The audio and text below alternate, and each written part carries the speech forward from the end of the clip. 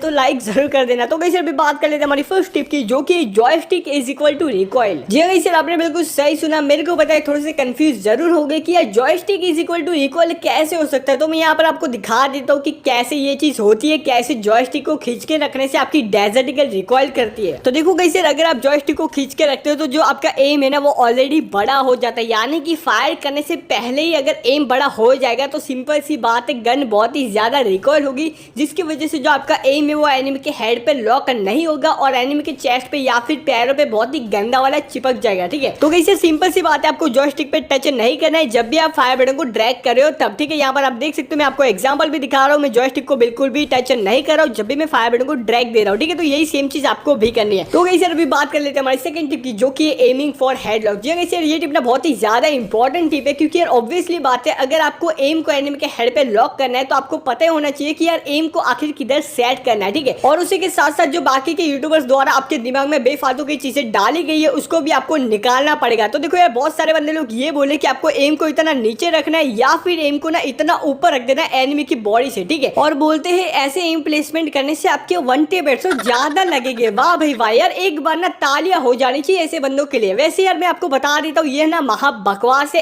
ऐसे M placement रखने से 1 टेप तो छोड़ो भाई, बॉडी भी ठीक से नहीं लगेगी। ठीक है, और उसी के साथ साथ एक महान बंदा तो ये भी बोला है कि आपको एम को एनिमी के बॉडी पर ही रख देना है जिससे 1 टेप हेडशॉट लगेगा। वाह भाई वाह यार, बॉडी पे अगर एम रखोगे तो सिंपल सी बात है बॉडी पे ही चिपका रहेगा। ठीक है, फिर आप फायर बटन को जितना मर्जी चाहे खींच लो।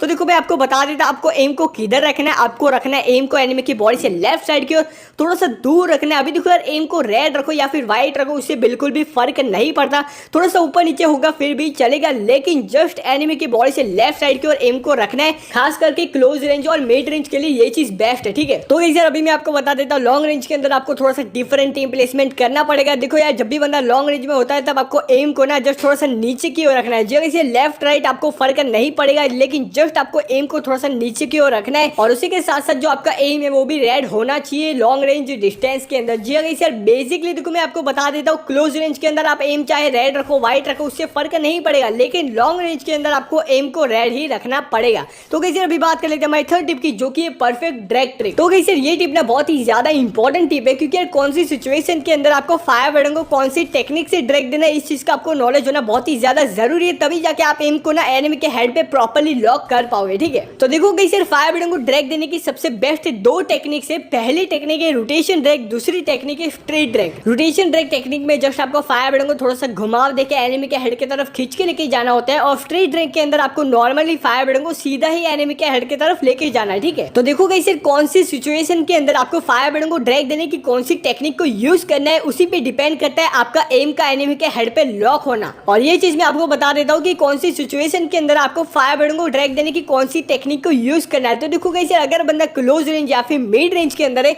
तब आपको रोटेशन ड्रैग टेक्निक को यूज करना है। जी गाइस आपने बिल्कुल सही सुना, मिड रेंज और क्लोज रेंज के अंदर आपको रोटेशन ड्रैग टेक्निक को ही यूज करना है। और उसी के साथ साथ मैं आपको एक और चीज बता देता हूँ, देखो यार रोटेशन ड्रैग देने की स्पीड को ना कछुए सी नहीं रखनी है। ठीक है, क्लोज रेंज डिस्टेंस होने की वजह से आपको फायर बटन को रोटेशन ड्रैग देने की स्पीड को अच्छा खासा रखना पड़ेगा। अभी देखो मैं आपको बता देता हूँ लॉन्ग रेंज के अंदर आपको स्ट्रेट ड्रैग टेक्निक को यूज करना है। जी गाइस आपने बिल्कुल सही सुना, लॉन्ग रेंज में जब भी बंदा है तब आपको स्ट्रेट ड्रैग टेक्निक को यूज करना पड़ेगा, यानी कि आपको फायर बटन को कोई भी घुमाव देके एनिमी के हेड की तरफ लेके जाने की जरूरत नहीं है। नॉर्मली आपको फायर बटन को सीधा ही एनिमी के हेड की तरफ खींच के लेके जाना है। अगर बंदा सीधा खड़ा है तो आपको नॉर्मली फायर बटन को ऊपर की ओर ड्रैग देना है। अगर बंदा राइट साइड की ओर भाग रहा है तो आपको फायर बटन को राइट साइड की ओर खींच लेना है। अगर बंदा लेफ्ट साइड की ओर दौड़ रहा है तो आपको नॉर्मली फायर बटन को लेफ्ट साइड की ओर खींच देना है। ठीक है, लेकिन हाँ गाइस ये लॉन्ग रेंज होने की वजह से आपको फायर बटन को धीरे से ड्रैग करना है, ज्यादा तेजी से ड्रैग नहीं देना है। तो कैसे अभी बात कर लेते हैं हमारी 4th टिप की, जो कि डोंट डरो एटलीस्ट ट्राई करो। तो देखो यारो सिंपल सी बात है, अगर आप 1 टेप हेडशॉट लगाने का ट्राई ही नहीं करोगे, अगर कुछ इस प्रकार की हरकतें करके दे बॉडी